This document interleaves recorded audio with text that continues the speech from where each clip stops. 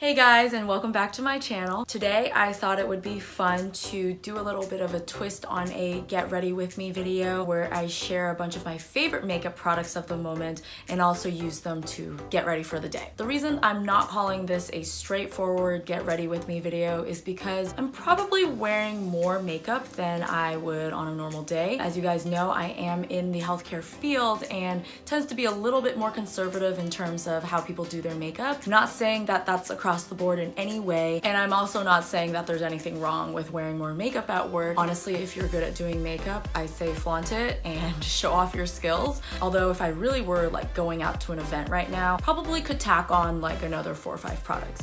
At least. However, the majority of the products I will be showing you are things that I use almost every day or at least on a regular basis. So they very much are tried and true favorites that I use both for everyday as well as special occasions. Obviously, I am wearing the finished look of everything that I'm gonna show you today. To get us started, I'm gonna talk about prepping. Before I was using Baby Skin by Maybelline as well as Smashbox's Photo Finish Primer. However, over time I realized that my makeup would stay on better actually if I didn't use primer at all. And one of the reasons I feel like I don't need it is because I have a pretty good skincare routine. Not gonna get too much into it today because it's not really part of my get ready routine. It's more of a night routine for me. I have been really enjoying moisturizing with Neutrogena's Hydro Boost line. This one in particular is the Hydro Boost Water Gel with sunscreen. It has SPF 15. It feels really nice for my skin type, which tends to be on the drier side. I do like the smell of it. There is a slight sunscreen smell. Can't get rid of that, unfortunately, I think, when you have sunscreen, but it's not as offensive as some other kinds I've tried. A great option for moisturizing and sun protection at the same time. So usually while that's drying, I'll start doing my brows. I use the Anastasia Dipbrow pomade, and I have this in, I think this color is dark brown, and I use the number 12 brush, which is double-ended and has a spoolie on one side and an angle brush on the other. I've been using this jar for over 2 years at this point. So what I do is I just do the tail. I kind of work my way from the outside in, do the tail first, shape it, and then try to draw very natural strokes along to the center.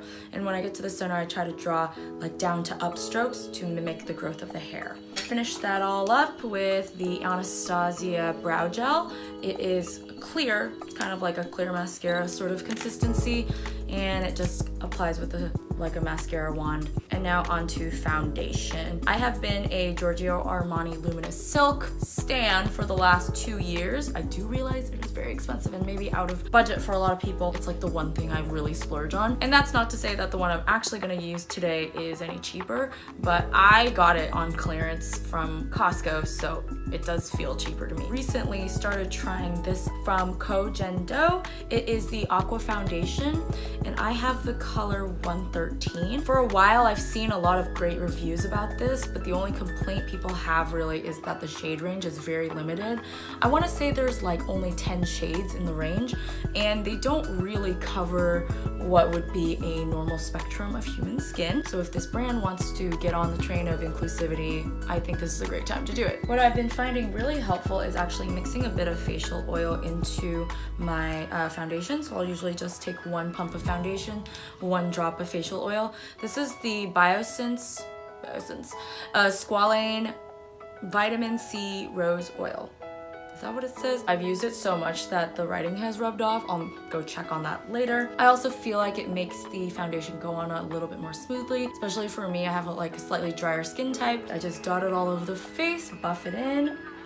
And then I move on to concealer. So I use a couple of concealers. The first one is the Maybelline Instant Age Rewind Eraser of Dark Circles. My sister likes to laugh at this because she's like, you're so old, you're using something that's anti-aging. It's this sponge applicator. You twist it to release the product, and then you just sponge it on. The other concealer I use for the rest of my face is the Nars Radiant Creamy Concealer. This is of course a classic favorite. I use the color Custard, which is medium 1. I also have the Nars Soft Matte Complete Concealer, and this is a new pot here to show you. I have also the color Custard. I basically just use this when I really need the big guns. I have a huge zit on my face. It is thick and it does the job. I am annoyed that it does come in a pot and not in a tube. However, what I do is I actually take an old one of these that's like pretty much empty, and I save the brush so that I can just take it out and use it and dip it in here. After I'm done with that, I buff everything back into my face, and then because all my cream products are on, it's time to bake. For powder, I use the CoverFX Perfect Setting Powder. I don't think it gives any flashback. I haven't done the tests to confirm this. I think the main competitor in terms of quality right now is the Laura Mercier powder. And I will say that that one contains a ton of talc filler and this one does not. And for me, having kind of drier skin that's sometimes a little sensitive, people are like, you have dry skin, why are you powdering at all? But it's more that you just have to powder with the right stuff. Baking, I just take a powder puff and press in areas that I tend to get oily, which is usually just the T-zone and under the eyes. Let that sit while I work on my eyes. Next is the eyes. Right now I have eyelash extensions in, so I'm going to be skipping most of my eye routine. I'm also not going to put on any eyeliner or mascara. Even though I don't wear face primer, I do still wear eyeshadow primer because I do think it makes a difference. There's a couple that I have. This is my tried and true favorite, which is the Urban Decay Primer Potion. And then the one I've been trying out lately is the Nars Smudgeproof eyeshadow base. For today, I will put on this Stila Shimmer and Glow liquid eyeshadow. This is a separate line from their Glitter and Glow. I do own both, but I find that I prefer this better. It's a little bit more subtle, more metallic than glittery. This is the color Kitten. And what I do is I just kind of put it right in the middle of each eyelid and pat it in with my fingers. But I will mention the eye products I do use when I use them. So I've been really loving the Voluminous Lash Paradise. I don't know too much about these lines because I actually am pretty new to L'Oreal products, but I think this may have not been the original Lash Paradise. I will go check on that though. For eyeliner, I like the Stila Stay All Day waterproof liquid eyeliner, and this is in just regular black. It really does stay all day, let me tell you. You can't really tell what this is because it's been well loved and well traveled. It is the Pixie eyeshadow palette in collaboration with YouTuber Wiley, the Let's Talk Eyes eyeshadow palette. It actually came with an eyeliner as well. I'll admit I don't use it that often. This is a 6-color palette that has a combination of shimmers and mattes. My one gripe is obviously that this case doesn't seem like very good quality, but I will tell you the eyeshadows are really, really nice. They're super creamy, super pigmented. I've been using this for about 6 months now, and I still really love it. Feel like you can get a lot of eye looks with it. Obviously more in the warm color family, but that seems to be still in trend these days. This is what I've been reaching for a lot. At this point, done with baking. Just gonna sweep all the powder off my face and move on to contouring. I use bronzer by Bobbi Brown, and this is in the color Golden Light, I believe. Straight down the hollows of the cheekbone. Kind of buff it out a little so the line is a little bit diffused, and a little bit under the jaw, and then a little bit on the forehead, although my forehead usually is like way more tan than the rest of my face because that's where sun goes, so sometimes I just skip it entirely. And then I do blush. My favorite one still is the Tarte Amazonian Clay blush. This was the color that came in last year's Sephora birthday gift, but I did get another one of these, so I'm still using it. Onto highlighter, I use the Glow Kit by Anastasia.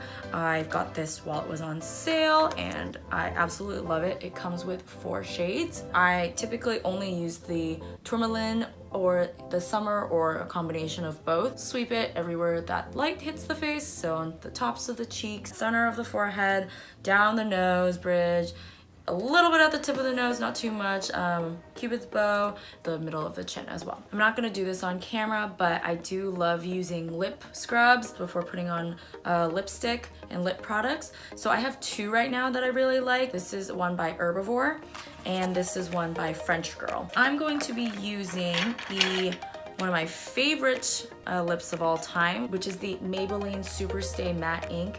This is in the color Seductress. I think it's just like the perfect nude color. I have trouble finding nude colored lipsticks for me, but this one works really well. I actually love this lipstick so much that I have it in 6 colors. This is actually something new I've been trying. Fenty Beauty Gloss Bomb, as well as the Killawatt Freestyle Highlighter in Moscow Mule. No, It's in Hustler Baby, I think. This is just a set of minis. I don't wear lip gloss that much, so I don't need a ton.